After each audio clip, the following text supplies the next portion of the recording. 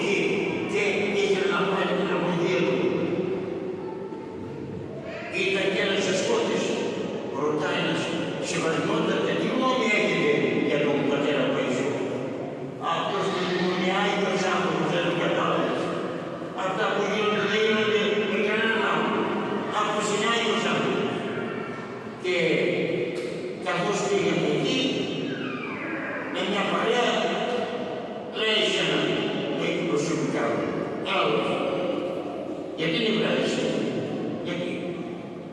Και ξέρεις όταν βλέπεις από την υπηρεσία του δουλειά, δεν θα πας και δεν πήγες σπίτι να τσακώνεσαι με τη γυναίκα του με τα παιδιά. Αλλά τα θα συμβεί. Δεν του πει δεν και τώρα. Θα κάνεις κάποια πόρτα, να ηρεμήσουν τα νεύρα σου και κατόπιν θα πας στο σπίτι. Και όχι να βρεις ακόμη να τσακώνεσαι με τη γυναίκα του με τα παιδιά. Μου έλεγε μετά όμως, ρε τι πράγματα να πω δεν μου είχε κανένας, ούτε εξομολόγους πήγες, εξομολόγους, ούτε κανένας πνευματικός άνθρωπος.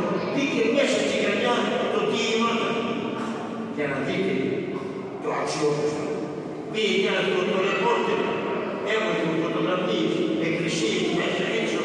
Έλα εδώ, τι κάνεις, να λέει, κάνεις ωραίες φωτογραφίες από τις εκκλησίες.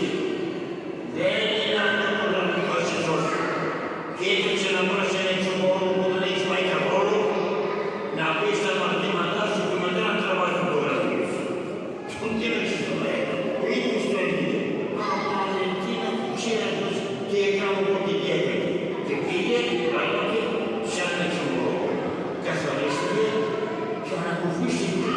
Με έσωσε με τις κουβέντες αυτές που τις ήξερε από αυτό το πολιτικό χάσμα, πώς δεν τις ήξερε ο Άγιος Παϊσής.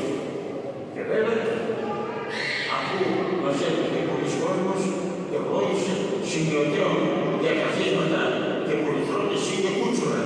Αυτά ήταν τα καθίσματα που είχε έξω από την Παναγούδα, εκεί και κρούσε το κομμάτι ο Άγιος, ο οποίος μετά τους ανθρώπους ετάιζε τα ζωάκια, αγαπούσε τα ζωάκια, όχι σε ευρωπαϊκό κόσμο που κάνουν σήμερα, αντιμονώς.